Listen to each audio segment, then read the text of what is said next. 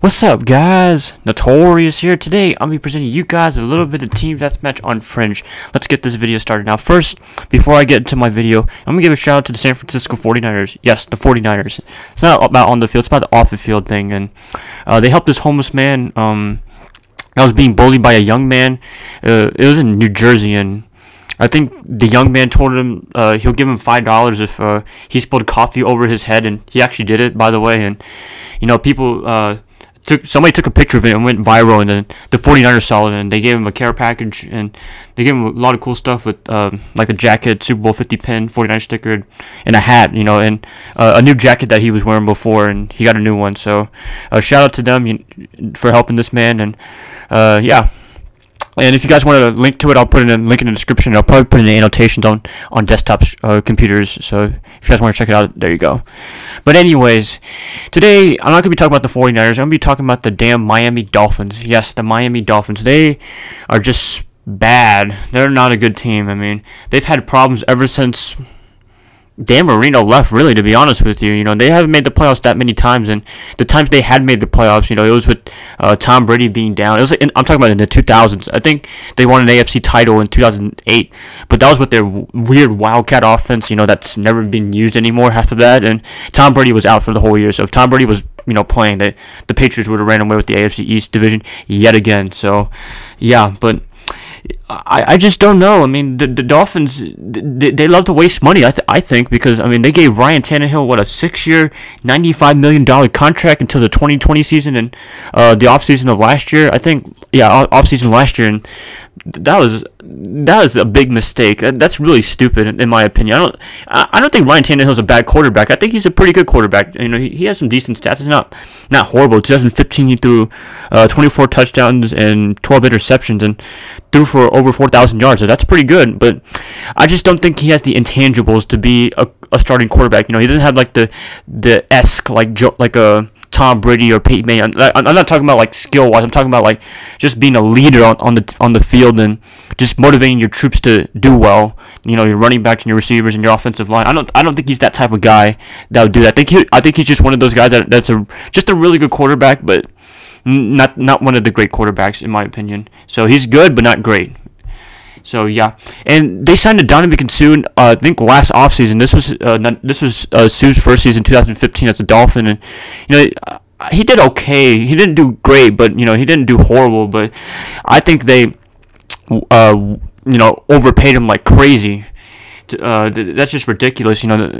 And hopefully, you know, Ndamukong can perform better. And you know, they've been wasting a lot of money on free agents as well. You know, I mentioned Suh, and now Mike Wallace, man, that was just a flop. I knew when he went to Miami. I knew like when he left Pittsburgh, I was like, oh man, he's not going to do good, and he didn't do well. And you know, I think he's with Minnesota now or something like that. So he did not find his home in Miami, and I did not think he was a good fit in Miami anyway. So. They just have a lot of problems. The coaches, you know, I've been talking about a lot. You know, Joe Philbin, and then they had to go to Dan Campbell, and then they didn't even hire Dan Campbell for this season. They hired Adam Gase, and I hope Adam Gase can turn his team around. But you know, Stephen Ross, you know, publicly stated that he'll give him 3 years, and that's it, 3 years. You know, that in today's NFL, I guess that's okay because you know it's a win now league, as I say, but. Now, like 3 years, that's not enough time, especially when you have to rebuild. And you know, the Dolphins have some talent, but at the same time, I think you should give Adam Gase more time than 3 years. But you know, the owner's an idiot too. So Stephen Ross, I don't know what to say about him. And you know, all these head coaches ever since Jimmy Johnson and Don Shula left, you know, those were really the only head coaches they had. Since the Dolphins were born, but they've had Jim Bates, Nick Saban, Cam Cameron, Tony Sparano, Todd Bowles, the interim head coach at the time when Tony Sparano got fired, Joe Philbin, Dan Campbell, interim coach, and now Adam Gase, and they've been having a lot of turnover in the 2000s, and that was not their decade in the 2000s, and I don't think the 2010s is going to change anytime soon. And Bruce Arians made a really good point. He said the Dolphins were. You know, F from the word go when they got rid of Todd Bowles after, you know, he went 2-1 with the Dolphins. And I think he's right. You know, Todd Bowles has been doing a really good job with the New York Jets. He went 10-6 his first year, and I really think Bruce Arians has a point when the Dolphins made a effed up move and moved on from Todd Bowles. You know, I think Todd Bowles would have done a pretty good job in Miami if he was the head coach. for the Dolphins, but it's a win-win for him. He got to coach with Bruce Arians in Arizona when he was the defensive coordinator for the Cardinals, and when he got the job in New York, I thought he was going to do an alright job, but he did a really good job, with the New York Jets in his first season.